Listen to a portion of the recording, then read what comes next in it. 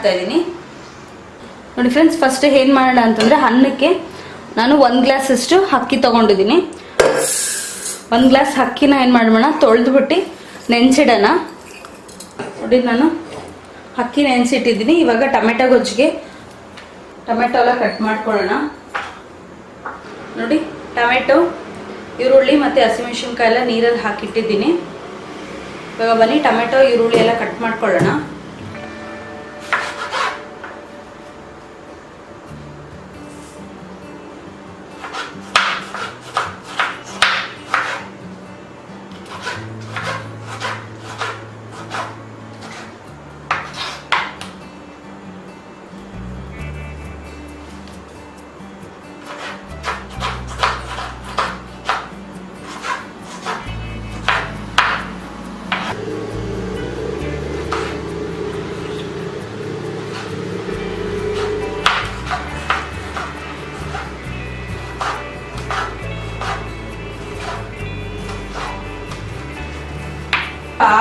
ಆರು ಟೊಮೆಟೊ ತೊಗೊಂಡಿದ್ದೀನಿ, ಈರುಳ್ಳಿ 3 ತೊಗೊಂಡಿದ್ದೀನಿ.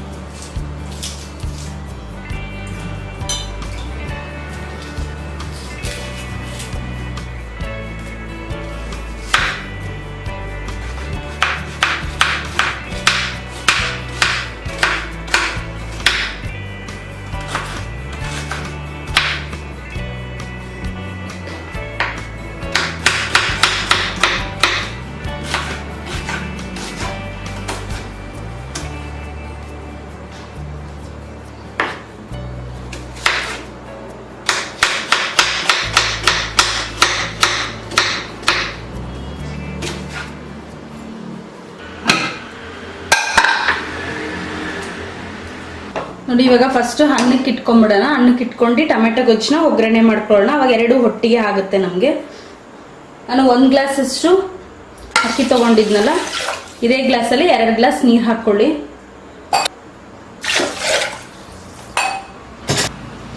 ಅನ್ನಕ್ಕೆ ಸ್ವಲ್ಪ ಕಲ್ಲುಪ್ಪು ಹಾಕ್ಕೊಳ್ತೀನಿ.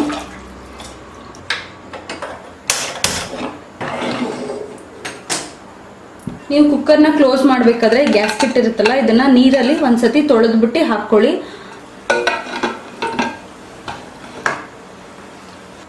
ಬನ್ನಿ ಇವಾಗ ಟೊಮೆಟೊ ಗೊಜ್ಜು ಮಾಡ್ಕೊಳ್ಳೋಣ. ಸ್ಟವ್ ಆನ್ ಮಾಡ್ಕೊಳ್ಳಿ. ಎಣ್ಣೆ ಹಾಕ್ಕೊಳ್ಳೋಣ. ನೋಡಿ ಎಣ್ಣೆ ಕಾದಿದೆ. ಸಾಸಿವೆ ಹಾಕ್ಕೊಳ್ಳೋಣ. ನೋಡಿ ನಾನು 6 ಟೊಮೆಟೊ ತೊಗೊಂಡಿದ್ದೆ, 3 ಈರುಳ್ಳಿ, ಹಸಿಮೆಣಸಿನ್ಕಾಯಿ 3, ಬೆಳ್ಳುಳ್ಳಿನ ಬಿಡಿಸಿ ಉದ್ದುದ್ದಕ್ಕೆ ಕಟ್ ಮಾಡಿ ಇಟ್ಕೊಂಡಿದ್ದೀನಿ, ಸ್ವಲ್ಪ ಕರಿಬೇವು, ಕೊತ್ತಂಬರಿ ಸೊಪ್ಪು ಹಾಕೊಳ್ಳೋಣ. ಹಸಿಮೆಣಸಿನ್ಕಾಯಿ, ಬೆಳ್ಳುಳ್ಳಿ ಹಾಕ್ಕೊಳ್ಳಿ.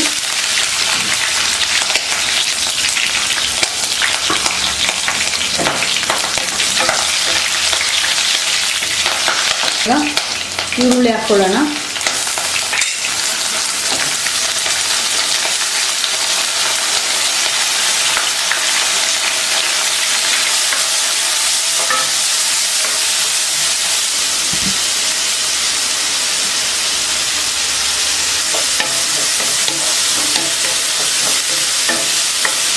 ಇವಾಗ ವಿಜಿಲ್ ಹಾಕ್ಕೊಳ್ಳೋಣ. ಈರುಳ್ಳಿನ ಚೆನ್ನಾಗಿ ಫ್ರೈ ಮಾಡ್ಕೊಳ್ಳಿ. ಆವಾಗಲೇ ಗೊಜ್ಜು ಚೆನ್ನಾಗಿರುತ್ತೆ, ಟೇಸ್ಟೇ ಇರುತ್ತೆ. ಅರಿಶಿನ ಪುಡಿ,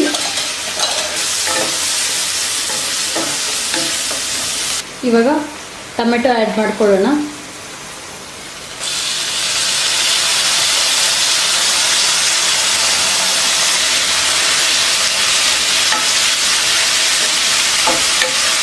ಟೊಮೆಟೊ ಒಂದು ಸ್ವಲ್ಪ ಬೇಯೋಕ್ಕೋಸ್ಕರ ನಾನು ಈ ರೀತಿ ಲಿಡ್ ಹಾಕಿ ಕ್ಲೋಸ್ ಮಾಡ್ತೀನಿ. ಆವಾಗ ಸ್ವಲ್ಪ ಬೇಗನೂ ಫ್ರೈ ಆಗುತ್ತೆ.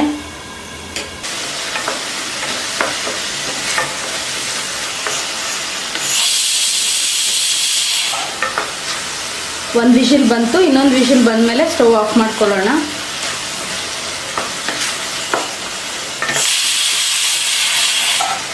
ಸ್ಟವ್ ಆಫ್ ಮಾಡ್ಕೊಳ್ಳೋಣ. ಬರೀ ಖಾರದ ಪುಡಿ ಹಾಕೊಳ್ತಾ ಇದ್ದೀನಿ.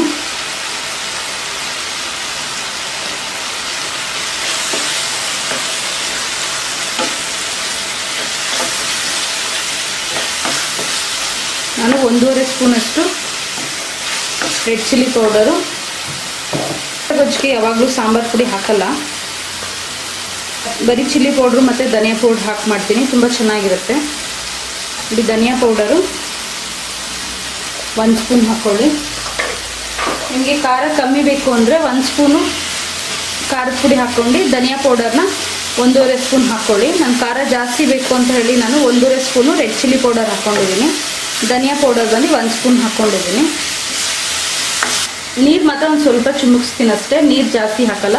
ಯಾಕಂದರೆ ಹಸಿ ಸ್ಮೆಲ್ ಹೋಗೋಕ್ಕೋಸ್ಕರ ಒಂದು ಸ್ವಲ್ಪ ಹೊತ್ತು ಕುದಿಬೇಕಲ್ವ, ಅದಕ್ಕೆ ಸ್ವಲ್ಪ ನೀರು ಹಾಕ್ತೀನಿ.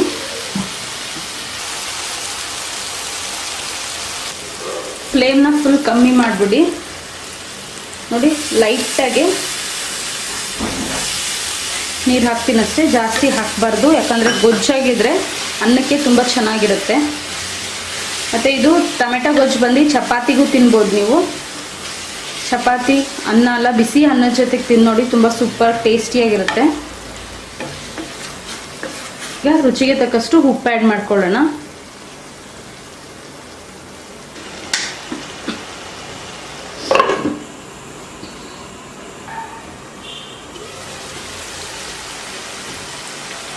ಟೊಮೆಟೊ ಗೊಜ್ಜು ಸೂಪರಾಗಿ ರೆಡಿ ಆಯಿತು.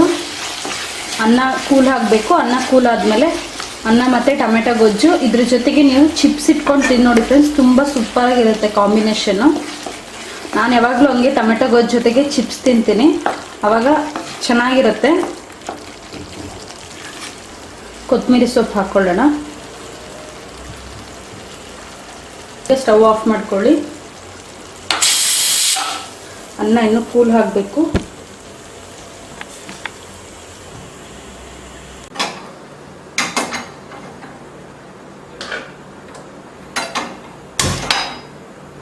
ಇವಾಗ ನಾನು ಟೊಮೆಟೊ ಗೊಜ್ಜು ಅನ್ನ ಮಾಡಿದ್ದೀನಿ.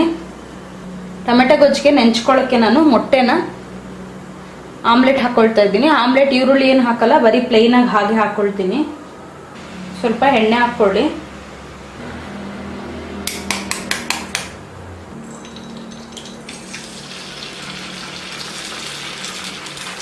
ಅಷ್ಟೇ, ನಾನು ಜಾಸ್ತಿ ಏನು ಈರುಳ್ಳಿ ಅದೆಲ್ಲ ಹಾಕ್ಕೊಳ್ಳೋ, ಬರೀ ಸಾಲ್ಟ್ ಪೆಪ್ಪರ್ ಮಾತ್ರ ಹಾಕ್ತೀನಿ.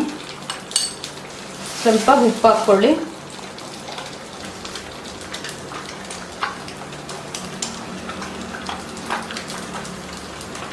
ಪೆಪ್ಪರ್ ಪೌಡರು ಸ್ವಲ್ಪ ಜಾಸ್ತಿ ಹಾಕ್ಕೊಳ್ತೀನಿ ನಾನು.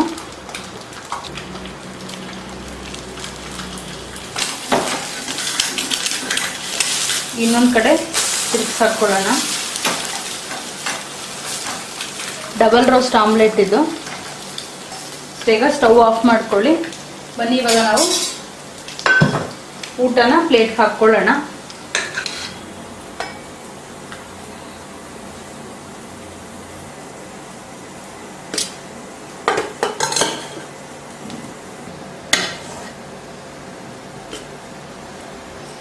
ನೋಡಿ, ಟೊಮೆಟೊ ಗೊಜ್ಜು ಎಷ್ಟು ಸೂಪರ್ ಕಲರ್ಫುಲ್ಲಾಗಿ ಬಂದಿದೆ ನೋಡಿ.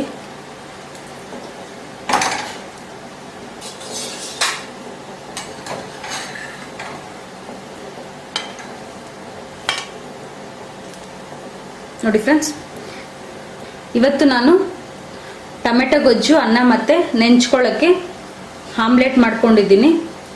ತುಂಬ ಸೂಪರಾಗಿರುತ್ತೆ ಫ್ರೆಂಡ್ಸ್ ಕಾಂಬಿನೇಷನು. ನೀವು ಖಂಡಿತ ಟ್ರೈ ಮಾಡಿ. ಸಬ್ಸ್ಕ್ರೈಬ್ ಮಾಡ್ಕೊಳ್ಳಿ. ಪಕ್ಕದಲ್ಲಿ ಬೆಲ್ ಐಕಾನ್ ಬರುತ್ತಲ್ಲ, ಅದು ಕ್ಲಿಕ್ ಮಾಡಿಕೊಂಡ್ರೆ ನಾನು ವಿಡಿಯೋ ಹಾಕಿದ ತಕ್ಷಣ ಒಂದು ನೋಟಿಫಿಕೇಶನ್ ಬರುತ್ತೆ. ಅದನ್ನು ನೀವು ಕ್ಲಿಕ್ ಮಾಡಿದ್ರೆ ವಿಡಿಯೋನ ನೋಡ್ಬೋದು. ಅದರಿಂದ ನೀವು ನೋಟಿಫಿಕೇಶನ್ ಬರೋ ಥರ ಕ್ಲಿಕ್ ಮಾಡ್ಕೊಳ್ಳಿ. ಟೊಮೆಟೊ ಗೊಜ್ಜು ಅನ್ನ ಆಮ್ಲೆಟು ಸೂಪರಾಗಿರುತ್ತೆ. ಇಲ್ಲಾಂದರೆ ನೀವು ಟೊಮೆಟೊ ಗೊಜ್ಜು ಜೊತೆಗೆ ಬೇಯಿಸಿರೋ ಮೊಟ್ಟೆ ಕೂಡ ತಿನ್ಬೋದು. ಇಲ್ಲ ಅಂತಂದರೆ ಮೊಟ್ಟೆ ತಿನ್ನದೇ ಇರೋರು ಚಿಪ್ಸ್ ಜೊತೆಗೆ ತಿನ್ನಿ ಫ್ರೆಂಡ್ಸ್, ತುಂಬ ಸೂಪರಾಗಿರುತ್ತೆ ಕಾಂಬಿನೇಷನು. Thank you.